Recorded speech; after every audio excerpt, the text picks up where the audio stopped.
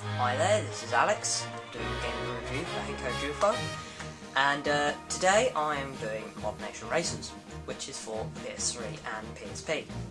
This game is generally a karting game, so it's along the same lines as Mario Kart, but on PS3.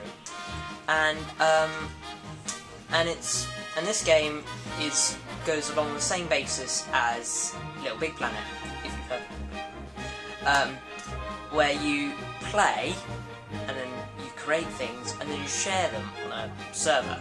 So, for example, in this game, you can create mods, which is like your races, and then you can share them with other people, and then download others from other people.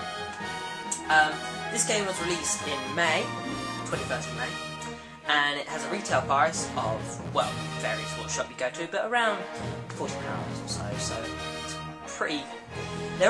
This game is very solid, because there's lots of gameplay to do. There's a campaign to do, where you can go through different Grand Prix and unlock new things, and then you have this part, which is editing the tracks and which you made and stuff like that. And I'm just going to show you the track which I made, which is probably not very good, but compared to what I've made in the past is absolutely excellent. And then you've got the other creative parts, which are like the creating mods and carts and stuff like that. So let's start on the campaign. Campaign is, as I said, you go through different Grand Prix, and you go through it, and you have to try and get to the end and be the ultimate racer, sort of thing. Now, I have a bit of concern about this. There is a really annoying point to this game. It says you can create anything, basically anything, just like Little Big Planet. But the thing that gets me is you have to unlock all the bits and pieces to actually do anything. So, for example, say I want like a certain engine for my car, because that's what you can do. I'll show it later. You have to go through the whole campaign and do these blasted achievements, which are flipping hard, just to get like one bit that you want. And that's the thing that's really annoys me. The thing they should have done is make everything unlockable from the very beginning, which is what Little Big Planet did. But Little Big Planet put extras in the story mode, which you could unlock. But on this, you only have the very, very bare essentials. For example, let me just try and find something.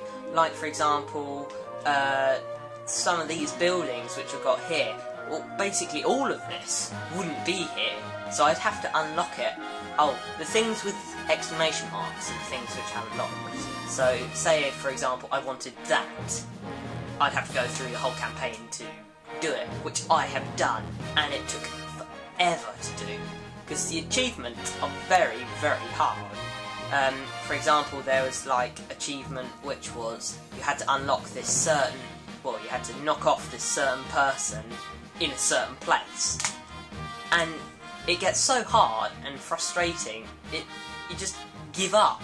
So that's another thing I did. So I thought I'd try and do it all, so I did it all, and then I thought, what the hell, and I still hadn't got a lot of things, so I thought I'd get a complete save file off the internet, and I got it on my memory stick and put it in and use that. That's what I would advise to do if you cannot really be bothered. So the driving part of this game is very solid. So you use the triggers to accelerate. And you have like drifting and weapons and stuff, just like any old kart game. And also there's well, apart from me almost falling off, you have jumps, whee, like that. And you can also have lots of shortcuts as well and stuff like that. And another thing with this game is that it's just the loading screens in this game.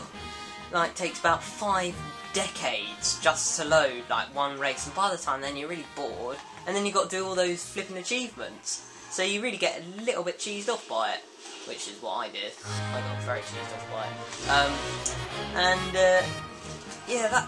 that's the thing. It says it's a casual game, but it isn't a casual game. I'll tell you now, it is not a casual game at all.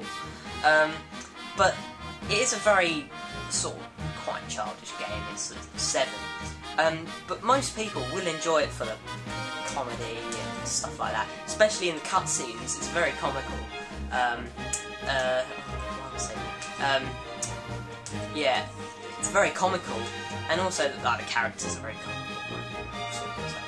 Now there is an online part to this game, but it is a bit sort of naff. It's like those racing games. They're not really the best to play online, but there is an online bit if you want. And then, but the other online part is the sharing part, which is probably the main part. But that is probably not the best thing about this game. But the best thing about this game is the freedom to do whatever you like. But as I said, you have to unlock it all to go through the campaign and stuff. So a roundup. Bit painful at times. Says it's casual friendly. Isn't really. Price is a bit over. I think about 30 quid would have probably made it better. But hey, oh well. Yeah, graphics are up my standards. I don't know about your standards, but gameplay is solid. No, not very many flaws and stuff. So overall, it's an okay-ish game. Only for certain people, I think. So yes, thank you very much, and I hope to